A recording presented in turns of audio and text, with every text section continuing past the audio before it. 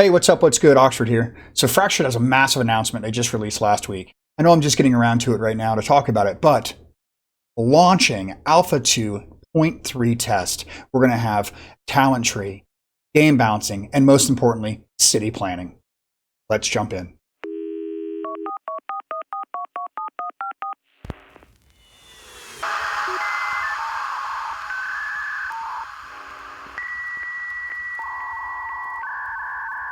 Well, I'm sure you've been waiting for this as long as I have.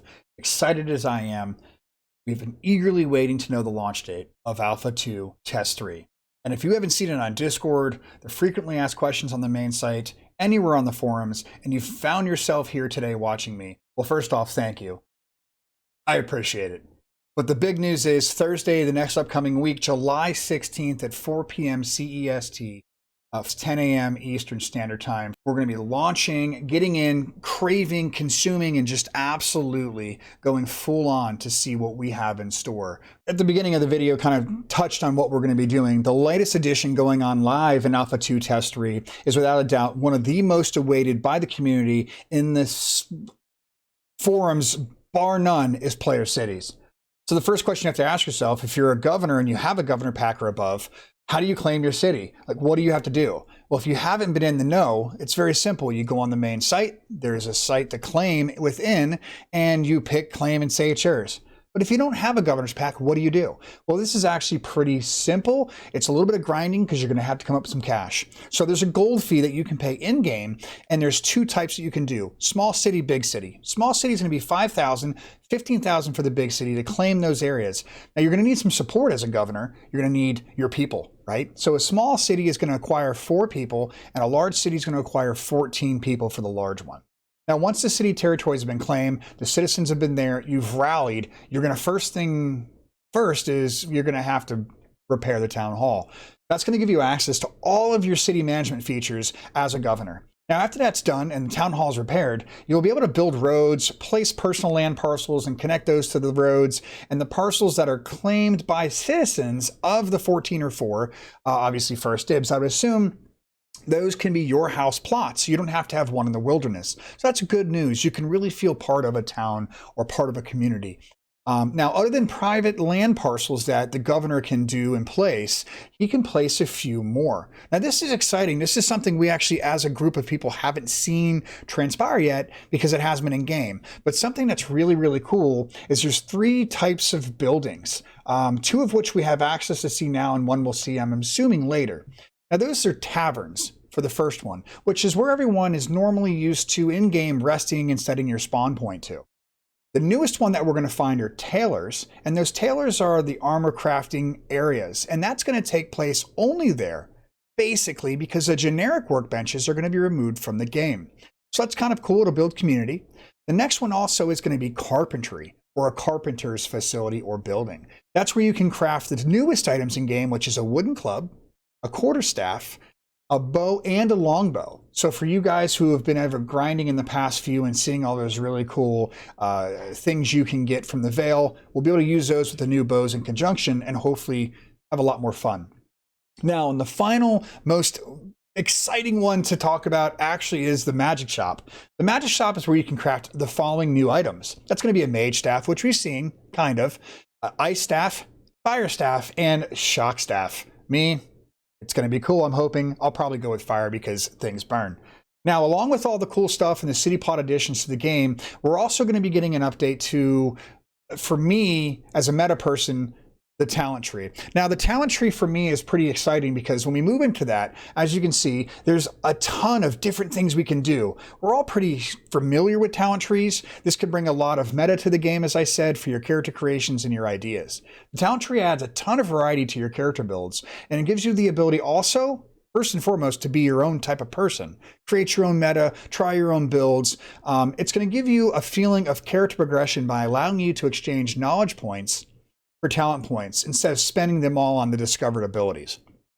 So if you've had all the abilities, you're like, what do I do with these points? Well, good news. The current conversion rate cost is 1,000 knowledge points, or KP, to, I believe, 1 talent point, and that's TP, I suppose. I don't know. We'll find our own community verbiage, but for now, we'll go with those, KP and TP.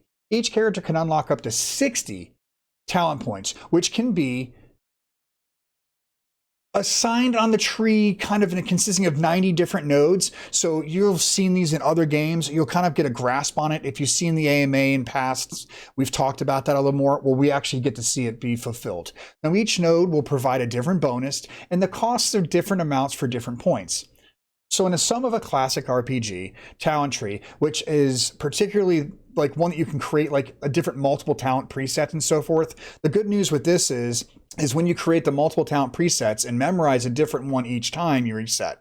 So what that means is just like with abilities, they're not timed and there's no paid respecs. So you on the fly at a campfire or a tavern will be able to change up how our character can play. So that's really good news for us moving forward with character development. Also, not to overshadow another really important thing that we've done, they said, is attribute changes. So the attributes have been rebalanced as well, and we'll start with strength. Strength has had its bonus points changed, and this is how kind of it's been done.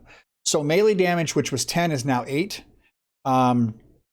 And endurance, which was like at 100, is now at 50. Endurance regen as 1.2 points per second is now 1 point per second. And your carrying weight was 5. It's actually gone up to 6. And so it was an overall nerf to the strongest attribute by far, but I think it was needed. Moving on to the next one would be Dex. Dex now provides 1% more speed to the modifier per point. Perception now provides 2% passive. As passive to your critical chance, which used to be 0.5, so it's gone up 1.5% roughly. Your Constitution now provides 50 endurance per point, but no longer provides passive life gen, which has now been fixed to 0.02 and no longer has a carrying weight. So the abilities in the game have also received a ton of changes. There's so many for them not to list. So we'll dig a little deeper in there and kind of see what's been changed. But those are the major ones that they've had. Now, also something to think about is monsters now become immune to damage / CC and regenerative endurance when leashing. So we can't play that back and forth anymore. There's been some changes to each monster. It now has a difficulty rating, or a DR, which represents an ideal size of a group that should be facing it. If a number of players getting loot rights is higher than the DR, it'll actually give you less knowledge points, and vice versa. So more knowledge points if you have less people killing it. So it helps with strategy. Going out with massive groups can actually hurt you. So if you have 50 people out there killing it, you're not going to get too much stuff. So that's a lot of changes, and I think they're really good changes. And really and truthfully, we've got a lot to look at in this next one. And I do believe that the alpha is going to be roughly about a month long. So that's really exciting to see. It'll give us a chance to really develop and kind of strategize what we're going to do with our cities. It's going to give us time to really play with our attributes and see what works well and what doesn't. And then obviously the talent tree. I mean, there is so much in there that we could do with the 60 points for mid-maxing. That's going to be very exciting on the boards to see kind of what transpires. And I know most people won't give the good ones, and that's fine. Keep them to yourself, selfish, but that's all right. So guys, I do appreciate everything. Thanks for sticking true to the end of this. If you like what you saw, give me a like, a thumbs up, subscribe, hit that bell. Every time I post a new one, it'll head over to you and go, ding, Oxford's awesome, and sent you something new. But thank you guys so much. And as always, you're loved.